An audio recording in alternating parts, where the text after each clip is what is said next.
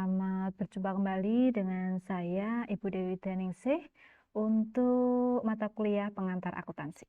Baik, di sini ini adalah video pembelajaran pertemuan ke-9 kita untuk materi mata kuliah pengantar akuntansi, di mana di pertemuan ke-9 ini kita akan membahas mengenai kertas kerja atau sering disebut dengan worksheet. Nah, silahkan bisa kalian perhatikan penjelasan di video pembelajaran kali ini. Jika nanti ada yang tanyakan, silahkan bisa bertanya pada kolom komentar di si akad atau di grup WA yang sudah di-share. Baik, di sini untuk video pembelajaran kali ini, capaian pembelajaran kita adalah bahwa nanti mahasiswa itu mampu memahami dan juga membuat kertas kerja. Jadi itu adalah capaian pembelajaran kita di video pembelajaran kali ini. Baik, di sini kita mulai dengan definisi dari neraca lajur. Apa sih itu neraca lajur? Nah, neraca lajur ini biasa disebut sebagai suatu daftar yang terbagi dalam kolom-kolom yang dirancang untuk menghimpun semua data akuntansi yang dibutuhkan pada saat perusahaan akan menyusun yang namanya laporan keuangan. Nah, dari penjelasan definisi neraca lajur tersebut, kita bisa tahu ya bahwa kalau misalkan ada penjelasan suatu daftar, berarti nanti di sini neraca lajur itu disajikan dalam bentuk tabel. Nah, tabel di dalam neraca lajur itu nanti akan terbagi dalam beberapa kolom, yang nantinya di dalam setiap kolom itu akan menyebutkan ya data akuntansi atau data transaksi keuangan perusahaan yang nantinya akan mempermudah bagian accounting di dalam menyajikan laporan keuangan perusahaan, yaitu laporan laba rugi, perubahan modal, dan juga laporan raja. Nah, di sini juga dijelaskan terkait dengan tujuan dari pembuatan neraca lajur. Nah, tujuan dari pembuatan neraca lajur di sini adalah yang pertama, untuk memudahkan di dalam penyusunan laporan keuangan atau untuk mempermudah di dalam penyajian laporan keuangan setelah adanya penyesuaian. Kemudian yang kedua adalah untuk menggolongkan dan juga untuk meringkas informasi dari neraca saldo dan juga dari penyesuaian. Jadi nanti sumber informasi dari neraca lajur itu diperoleh dari neraca saldo yang sudah disajikan oleh bagian accounting dan juga pembuatan atau penyajian jurnal penyesuaian. Nah, kemudian selanjutnya di sini tujuan yang ketiga adalah memudahkan bagian accounting untuk mengetahui, untuk menemukan kesalahan-kesalahan yang mungkin terjadi dan dilakukan di dalam penyesuaian. Nah, itu adalah tujuan dari pembuatan neraca lajur. Nah, di sini nanti di dalam penyusunan neraca lajur, ya dalam membuat neraca lajur itu ada proses yang perlu dilakukan secara sistematis. Yang pertama yang perlu diperhatikan yaitu bahwa di sini bagian accounting itu perlu memasukkan saldo-saldo yang diperoleh dari rekening buku besar, yang dimana rekening buku besar itu sudah diringkas, sudah disajikan di dalam neraca saldo. Berarti proses yang pertama yang perlu disajikan itu adalah neraca saldo sebagai sumber informasi untuk membuat neraca lajur. Yang kedua, di sini adalah yang perlu diperhatikan memasukkan ayat jurnal penyesuaian.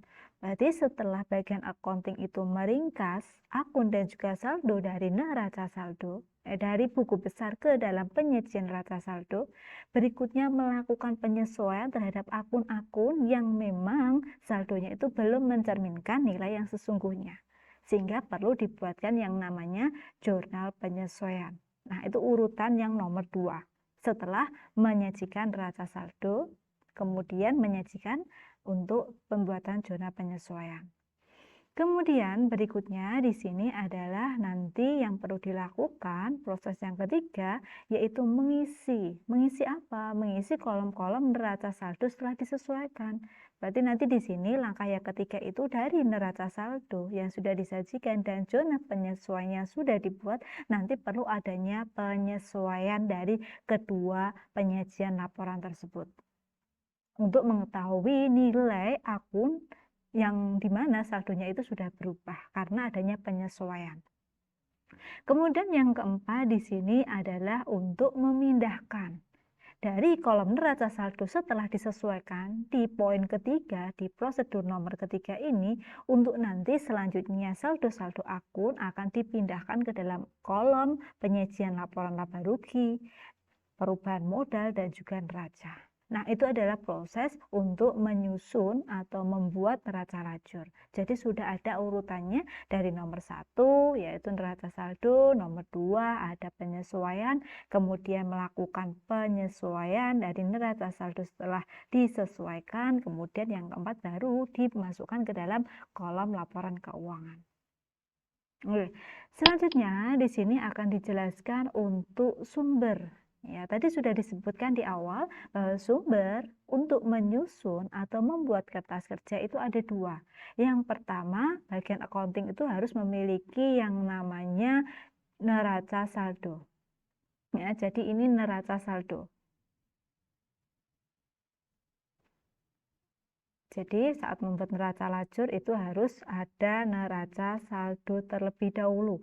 Kalau tidak dibuatkan neraca saldo, maka tidak bisa membuat yang namanya kertas kerja atau neraca lajur. Kemudian yang kedua harus ada penyesuaian. Bu, bagaimana kalau tidak ada penyesuaian? Kalau tidak ada penyesuaian ya tidak perlu membuat kertas kerja. Jadi dari neraca saldo sudah langsung bisa kita sajikan ke dalam laporan keuangan, yaitu neraca, laba rugi, dan juga perubahan modal. Tetapi kalau misalkan di dalam perusahaan itu memang ada yang dimana akunnya itu perlu ada penyesuaian saldo, maka perlu dibuatkan yang namanya kertas kerja. Sehingga sumber kedua laporan tersebut harus ada neraca saldo dan juga jurnal penyesuaian. Oke, selanjutnya di sini format neraca lajur. Jadi neraca lajur atau sering disebut dengan kertas kerja itu bisa dibagi menjadi 3 format. Nah, nanti bagian accounting sebuah perusahaan itu tinggal memilih akan menggunakan format neraca lajur yang mana.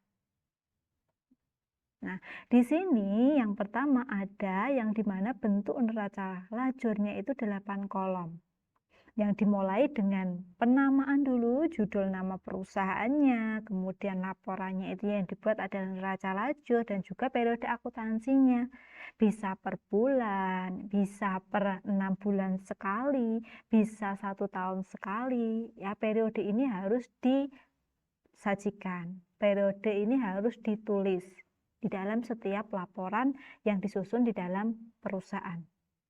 Nah, di sini nanti untuk kolom 8, untuk neraca lajur itu nanti akan tersedia nomor akun, kode akun, kemudian ada nama akun, ya, kemudian ada kolom untuk neraca saldo di sini. Kita bisa lihat yang dimana di situ ada saldo untuk kolom debit dan ada saldo untuk kolom kredit. Kemudian berikutnya ada kolom untuk penyesuaian.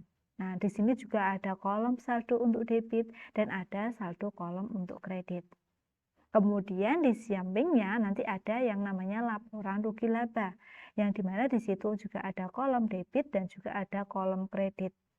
Nah, kemudian yang terakhir ada kolom neraca, yaitu ada kolom debit untuk saldo debit dan ada kolom untuk saldo kredit.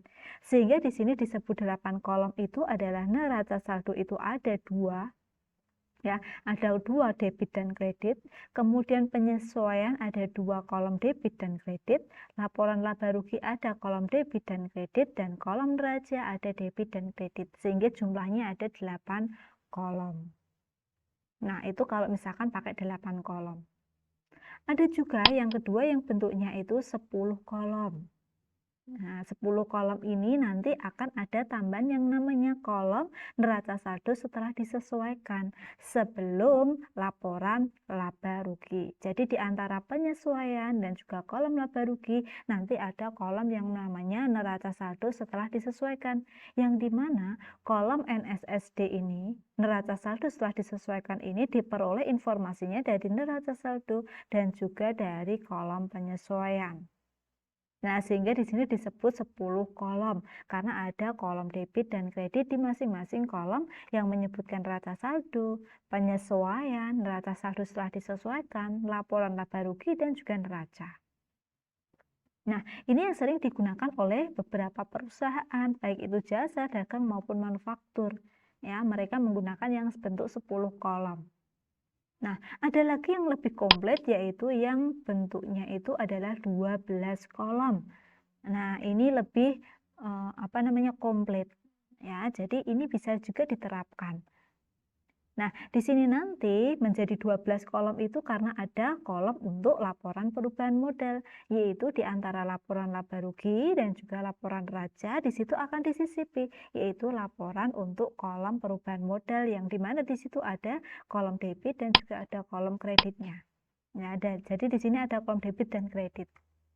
Nah, itu adalah bentuk neraca lajur untuk yang 12 kolom. Nah, kalau kita masih belajar kaitannya dengan bagaimana proses untuk siklus akuntansi, pencatatan transaksi keuangan perusahaan untuk menyajikan neraca lajur atau neraca kertas kerja, maka kita bisa pakai yang 12 kolom.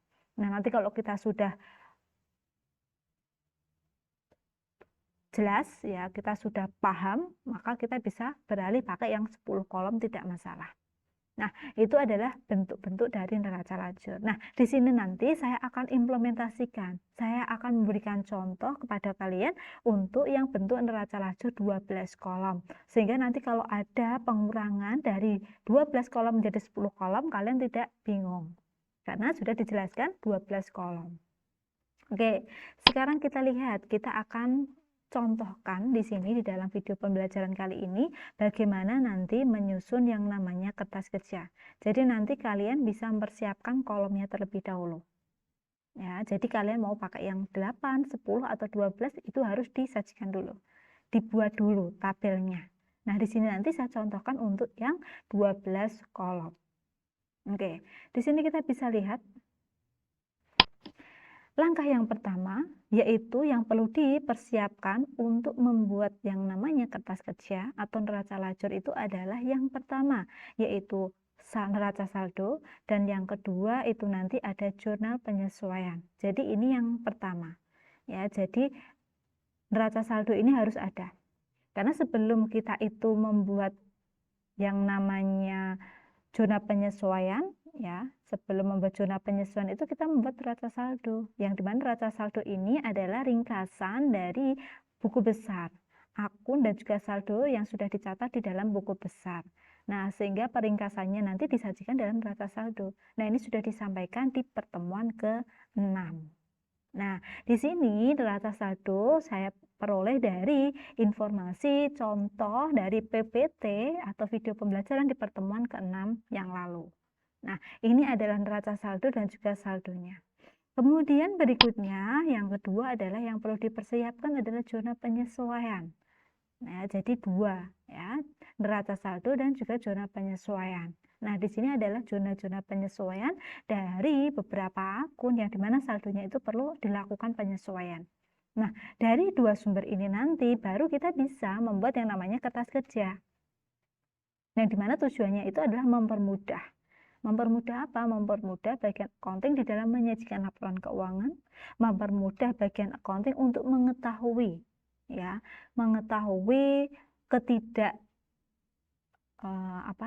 jika ada kekeliruan di dalam penyajian atau pembuatan zona penyesuaian.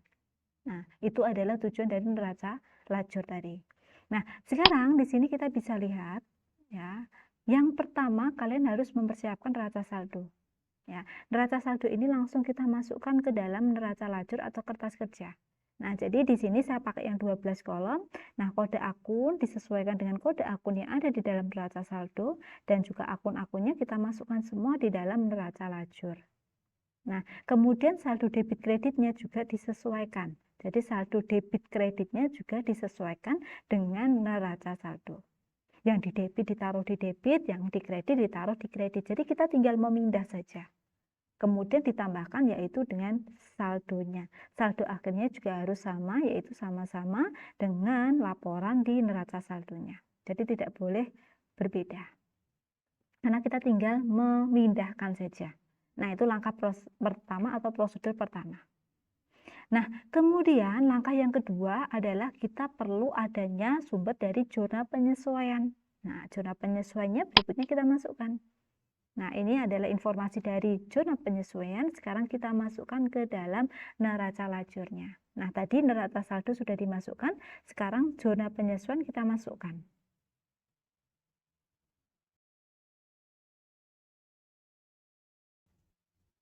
Nah, di sini nanti jika ada akun yang sudah dicatat, sudah tersedia di neraca saldo, kita tidak perlu membuat lagi. Jadi nanti kalau ada yang dimana akun itu belum ditulis di dalam neraca saldo sebelumnya, maka nanti kita bisa tambahkan di bawah. Karena di dalam neraca saldo tidak ada, jadi akun-akun yang ada, yang timbul di dalam zona penyesuaian, maka harus kita tulis atau kita catat di bawahnya. Yang dimana di situ di kolom perkiraan atau akun kita tulis di bawah total dari neraca saldo. Jadi ingat ya, akun yang belum tercatat di dalam neraca saldo harus kita catat ke dalam kolom perkiraan atau akun di bawah baris total. Kalau misalkan di dalam zona penyesuaian itu ada akun yang dimana akunnya itu sudah tercatat di dalam neraca saldo, tidak perlu kita catat lagi. Tinggal kita pindahkan saja saldonya. Oke, sekarang saldonya kita pindahkan. Kalian bisa lihat di sini di kolom zona penyesuaian, posisi yang di debit, akun yang ada di debit, saldonya kita taruh di debit. Kemudian saldo yang ada akunnya itu di posisi kredit, kita taruh di posisi kredit. Nah, itu adalah contoh bagaimana untuk menyajikan neraca saldo dan juga zona penyesuaian ke dalam neraca lajur. Jadi tinggal dipindahkan saja nama akun dan juga saldonya disesuaikan baik itu di debit ataupun di kredit. Contohnya, di sini kita bisa lihat perlengkapan bengkel. Posisinya di sini di zona penyesuaian, posisinya di kredit 63.750.000. Ini dalam ribuan rupiah ya. Kita lihat di situ perlengkapan bengkel. Kita lihat di sini perlengkapan bengkel ini di posisi kredit 63.750.000. Kita masukkan. Kemudian ada lagi perlengkapan kantor ya. Di zona penyesuaian adalah 25.800.000. Kita lihat di sini perlengkapan kantor ya, di posisi kredit 25.800.000. Nah, jadi kalau akun itu yang dimana saldonya di dalam zona penyesuaian di posisi kredit ya kita taruh di kredit. Jika akun tersebut di zona penyesuaian saldonya di kolom debit ya kita taruh di kolom debit. Kemudian tinggal kita totalnya harus balance. Jadi neraca saldo zona penyesuaian saldonya tidak boleh tidak balance. Jadi harus seimbang. Kalau tidak seimbang berarti perlu dikoreksi. Berarti ada kesalahan di situ. Gitu. Kemudian setelah dua sumber ini tersedia di dalam neraca lajur, langkah berikutnya baru kita buat ke dalam penyesuaian di kolom neraca saldo setelah disesuaikan. Ini di kolom ketiga, NSSD. Nah, NSSD ini diperoleh dari mana? NSSD ini karena tadi disebutkan neraca saldo setelah disesuaikan, berarti ada penyesuaian saldo dari neraca saldo dan juga penyesuaian. Nah, jadi di sini nanti ya informasinya itu diperoleh hanya dari neraca saldo dan juga zona penyesuaian. Contohnya misalkan di sini ya. Jadi ini ya sudah ada keterangan, pindahkan saldo dari neraca saldo dan penyesuaian ke dalam neraca saldo setelah disesuaikan. Contohnya di sini kas perusahaan. Di sini ada kolom neraca saldo dengan saldo 52.350 di posisi debit. Maka di NSSD karena tidak ada penyesuaian jumlahnya akan sama, yaitu 52.350.000.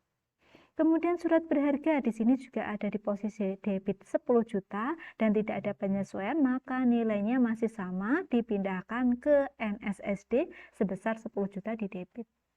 Nah, berikut juga dengan piutang usaha. Di sini juga tidak ada penyesuaian sehingga nilai saldonya masih sama.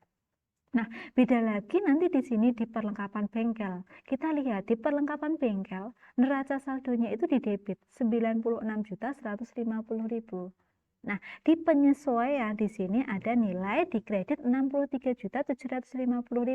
Berarti kan di sini kita perlu adanya penyesuaian saldo.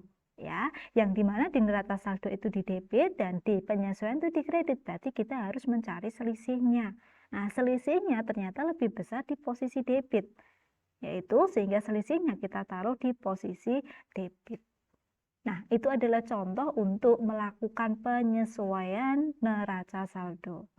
Sehingga disebut di sini kolomnya NSSD, neraca saldo setelah disesuaikan. Nah, sama juga dengan perlengkapan kantor. Berarti di sini kalau posisinya di debit, kemudian penyesuaiannya dari posisi kredit, kita cari selisihnya, ya, karena sudah berbeda di sini tolak belakang, yang satu di debit, yang satu di kredit. Kita cari selisihnya lebih besar mana, ternyata lebih besar di debit, yaitu selisihnya 15.500.000.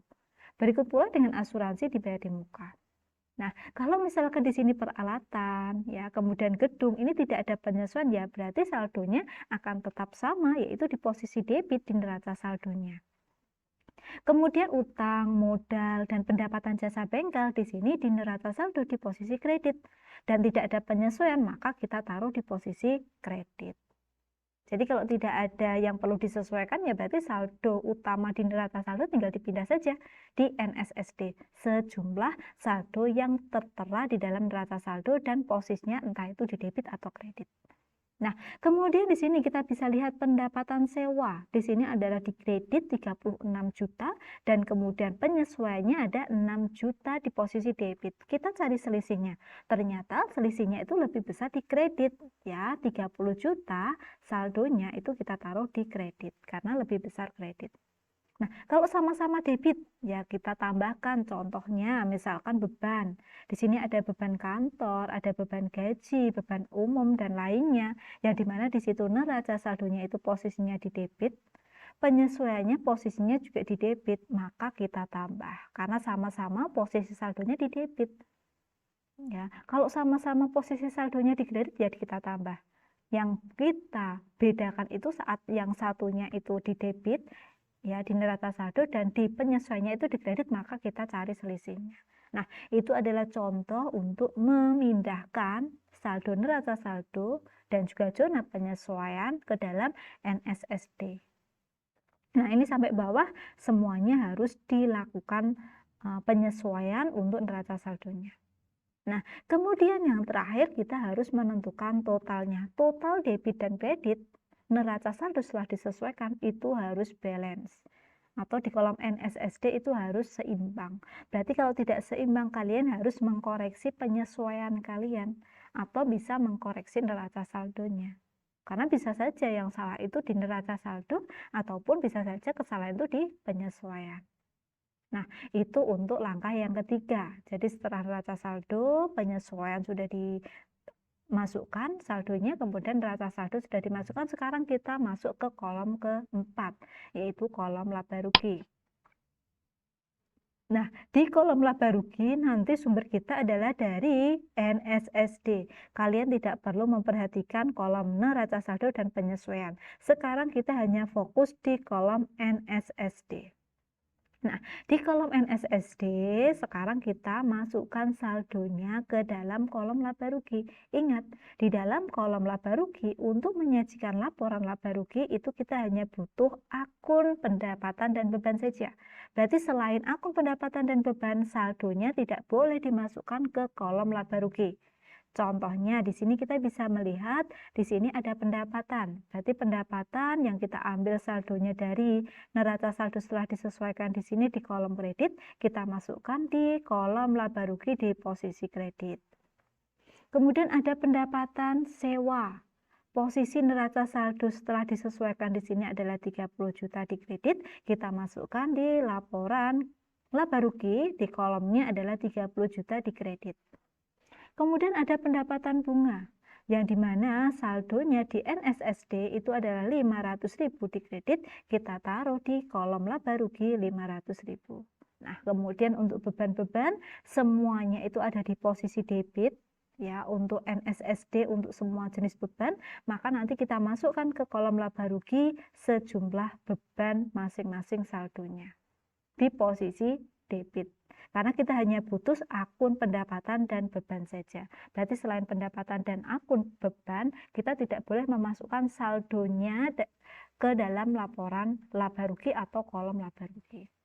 Nah, kalau sudah nanti debit kreditnya, yang di debit itu pasti beban dan di kredit itu adalah pendapatan, selanjutnya yang terakhir kita total. Nah, totalnya nanti di posisi debit dan kredit itu tidak balance. Kalau tidak balance berarti kita harus mencari nilai selisihnya. Kalau nilai selisihnya itu lebih besar kredit berarti laba. Ya, berarti di sini laba. 488.150.000 dikurangi dengan 301.050.000, saldonya itu sebesar 187.100.000 sebagai laba. Tetapi kalau misalkan posisi debitnya itu saldonya lebih besar, berarti saldo akhirnya itu di sisi debit, sehingga di situ bisa diberi keterangan perusahaan mengalami kerugian. Bu, bagaimana kalau misalkan laba ruginya itu saldo di debit dan kreditnya sama, berarti nilainya 0, tidak ada saldonya, berarti perusahaan itu tidak laba, tidak rugi. Ya, titik impas. Kembali pokok dari modal yang sudah dikeluarkan. Jadi perusahaan tidak laba, tidak rugi. Nah, itu untuk yang prosedur kolom keempat. Oke, berikutnya di sini adalah kita akan melakukan penyajian untuk kolom kelima, yaitu perubahan modal. Nah, untuk kolom perubahan modal, nanti kita hanya menyajikan untuk yang modal dan juga prif dan laba rugi. Nah, di sini kita akan ambil dari kolom NSSD lagi. Ya, dari kolom NSSD ini kita masukkan ya, yang dimana di situ ada modal. Nih, modal usaha yang dimana di situ posisinya di kredit, NSSD-nya kita masukkan di posisi kredit. Kemudian ada prif, di sini tidak ada prif, kita loncat, kemudian langsung kita lihat laba rugi. Ternyata perusahaan itu memperoleh laba yaitu sebesar Rp187.100.000 dan ini harus dimasukkan sebagai penambah modal perusahaan sehingga Rp187.100.000 itu akan menambah modal perusahaan sehingga modal perusahaan sekarang berubah menjadi Rp1.550.100.000 karena ada penambahan di sini. Ya, dari modal awalnya tadi adalah di kredit 1.363.000.000, kita tambahkan dengan 187.100.000. Nah, itu untuk perubahan modal. Jadi hanya akun modal, prif dan laba rugi. Kalau tidak ada prif ya tidak perlu kita masukkan saldonya. Nah, yang terakhir itu adalah untuk neraca. Ingat, untuk neraca di sini hanya butuh akun aktiva dan pasiva. Ya, semua jenis aktiva, semua jenis pasiva berarti di sini ada utang dan juga modal. Nah, yang perlu kalian ingat di sini di dalam neraca ya, bahwa nanti modal yang kita ambil itu adalah dari modal akhir. Ya, dari modal akhir ini. Ya, jadi dari 1.550.100.000 kita masukkan ke kolom neraca.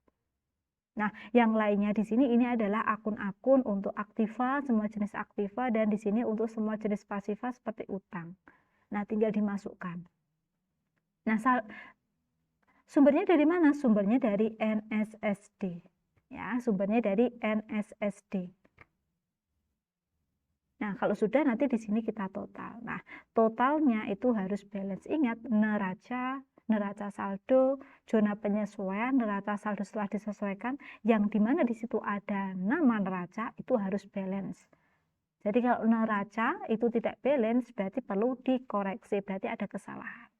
Nah, itu adalah bagaimana cara membuat neraca lajur di sebuah perusahaan yang dimana di situ disusun untuk mempermudah bagian accounting di dalam penyajian laporan keuangan.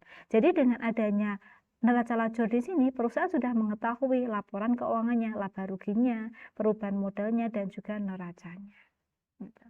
Baik, itu yang bisa saya sampaikan untuk pertemuan kali ini di video pembelajaran ke-9 hari ini. Silakan bisa kalian memberikan komentar jika sekiranya kalian tidak paham terkait dengan materi yang sudah disampaikan di video pembelajaran kali ini melalui kolom siakat di kolom komentar ataupun di grup WA. Akhir kata dari saya, wassalamualaikum warahmatullahi wabarakatuh. Berjumpa kembali dengan saya dengan video pembelajaran berikutnya. Terima kasih.